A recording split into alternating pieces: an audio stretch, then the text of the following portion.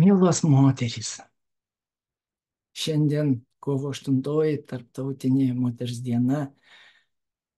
Iš visos širdies linkiu jums meilės.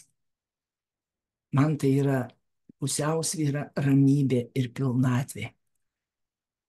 Linkiu jums, kad jūsų širdyse atsivertų ir sužydėtų šitas jausmas, kad būtų gera. Ir gera ne dėl to, kad pasaulyje viskas gerai.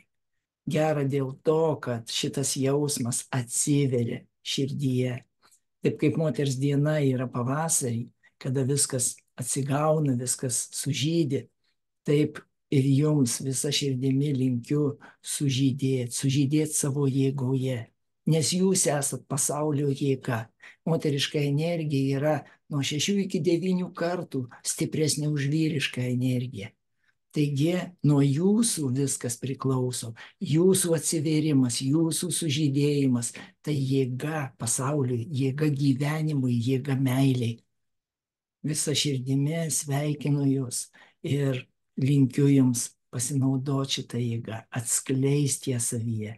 Vyrai, mėlyjeji, skirkit dėmesio daugiau moterims, skirkit dėmesio šitai meilės jėgai. Puoselėkit ją, kad ji žydėtų visada. Tik tai per tai jūs galėsit patys sužydėti. Mielosios moterys, apdovanokit šitą jėgą, savo meilės jėgą, viską, kas yra aplink jūs. Tada viskas atsiskleis būtent šita pačia esme, kurią jūs savyje turit, skleidžiat, vystot.